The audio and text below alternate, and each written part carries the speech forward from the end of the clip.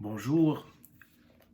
Présentement, en cette période de confinement, il est difficile de penser à être pèlerin ou de se rendre dans un lieu de pèlerinage pour vivre une expérience.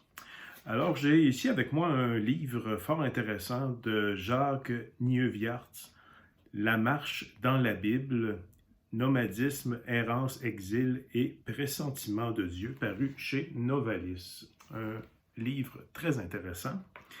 Et je voudrais simplement vous lire, vous partager un petit extrait de ce livre qui parle de la grâce du lieu. Et je vais vous proposer par la suite, si vous le voulez bien, une petite démarche que vous pourrez faire tout simplement à la maison autour de vous et qui vous permettra peut-être de vivre une expérience pèlerine en ce temps de confinement. Donc, c'est dans le chapitre où on parle de Dieu au chemin muletier des hommes. Et on parle de la grâce du lieu. Le pèlerinage est toujours une marche vers un lieu symbolique. Il peut se dérouler dans la montagne et parfois très haut, car la montagne élève. Il peut avoir lieu près de la mer, car elle est un lieu ouvert vers l'infini, vers d'autres mondes, vers la rencontre, mais elle est également redoutable, et les sanctuaires de bord de mer abritent des richesses d'ex-voto. Dans le péril, des gens firent un jour le vœu de reconnaître dans leur survie la main du Seigneur ou celle de Notre-Dame. Exaucés, ils déposèrent un signe de leur vœu dans le sanctuaire le plus proche. Où qu'il se déroule, le pèlerinage mène vers un sanctuaire, même modeste. Celui-ci est toujours un lieu de mémoire, d'une histoire qui un jour commença là et qui s'est en quelque sorte peu à peu sédimentée au fil du passage des générations de pèlerins. Chacune d'entre elles a ajouté à l'histoire du lieu et l'a ainsi confirmé, comme se consolident les cairns évoqués plus haut. Le lieu de pèlerinage est toujours lieu de mémoire et source d'histoire. Le pèlerin, en repartant, est autre. La foi essaime et, avec elle, la grâce rencontrée là et attachée à ce lieu toujours unique et creusé d'histoire. On marche donc vers ce lieu, et le pèlerinage est une route vers.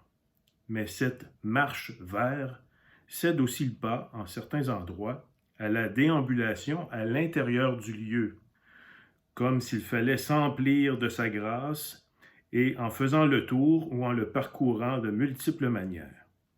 Déambulation ou circumambulation, marche autour. Les chemins sont multiples, mais la marche est toujours essentielle et les arrêts que l'on y pratique, significatifs, moments de prière, d'écoute, d'attention totale à ce dont le lieu est porteur. Faut-il ajouter que le pèlerinage est souvent et toujours lieu d'intercession, car il est chemin d'humanité et élargit le cœur.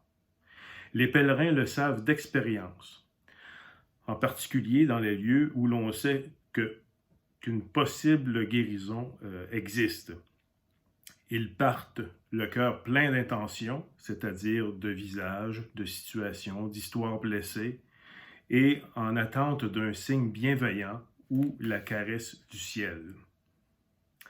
Moïse lui-même fut souvent intercesseur, comme le fut aussi Abraham, de même que Jérémie et tant d'autres dans la Bible.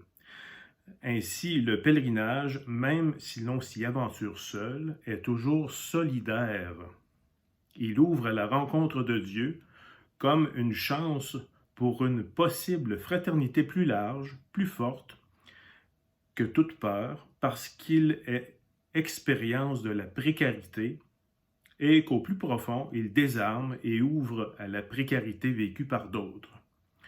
Le pèlerin s'expose donc de façon consentie et délibérée à ce que fut un jour le chemin d'Abraham dans son départ sur une parole de son Dieu, ouvert au champ de la promesse, à la bénédiction et à l'alliance avec le Seigneur. Ainsi peut-il aussi pressentir peut-être dans son chemin de dépouillement la parole vive de Jésus l'ouvrant aux béatitudes, à la liberté intérieure et au pardon, l'appel à l'essentiel, à aimer et à vivre main nue à la façon de Jésus. Ce petit extrait, peut-être qu'il a été long à écouter, mais ce que ça me suggère comme expérience, peut-être en ce temps de confinement, c'est peut-être de vivre un petit pèlerinage domestique à la maison. Il y a des gens qui aimeraient peut-être venir ici au sanctuaire Notre-Dame-du-Cap et vouloir déposer leurs prières, déposer leurs intentions, et évidemment, c'est pas évident. Il y a des gens qui viennent présentement prendre des marches de santé sur les jardins du sanctuaire, et je sens qu'ils vivent un petit peu ce que je viens de vous partager dans ce livre. Ils vivent une démarche intérieure en se promenant sur les lieux et en apportant ce qu'ils vivent. Alors, ce que je vous propose, peut-être à partir de vos albums de photos, peut-être que vous en avez moins parce que maintenant on a nos photos dans nos téléphones ou nos ordinateurs ou nos tablettes. Je vous invite à regarder peut-être les photos de la dernière année. Regardez ces photos-là et qu'est-ce que ces événements que vous avez captés en images vous suggèrent de votre expérience de cette année. Et peut-être que à travers le regard sur ces photos de la dernière année, vous allez porter peut-être des personnes, des visages, des intentions. Et je vous invite tout simplement peut-être à vous lever et à faire un mouvement vers le sanctuaire de votre choix. Si vous êtes, je ne sais pas, vous êtes à Victoriaville, vous regardez vers le nord, vers Trois-Rivières, et puis vous pouvez penser au sanctuaire ici et vous associer à toutes ces personnes qui, au fil des années, sont venues porter leurs intentions aux pieds de Marie, ici à Notre-Dame-du-Cap. Vous pouvez également le faire face à d'autres sanctuaires qui vous sont chers. Donc, une démarche intérieure que je vous invite à faire qui peut peut-être préparer une démarche physique, comme on dit dans l'extrait que je viens de vous lire. Le pèlerinage ou le lieu de pèlerinage, c'est d'abord un lieu. Oui, c'est une place où on vient, où on va, on marche vers ce lieu. Et on peut commencer à se mettre en marche vers ce lieu. C'est pas parce qu'on ne peut pas sortir qu'on ne peut pas déjà se mettre en marche, du moins intérieurement.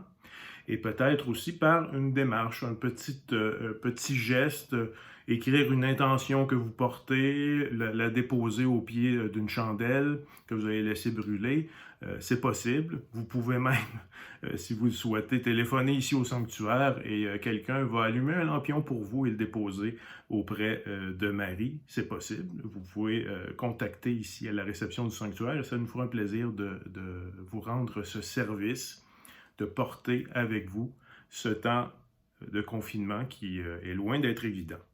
Alors, c'est la petite démarche que je voulais vous proposer aujourd'hui, de faire un pèlerinage intérieur, pèlerinage à la maison, à partir peut-être d'un regard sur les photos de la dernière année et pouvoir y voir des lieux peut-être d'action de grâce, de remerciement, mais aussi des intentions que vous portez d'être chers, qui ont vécu des situations merveilleuses ou peut-être plus difficiles.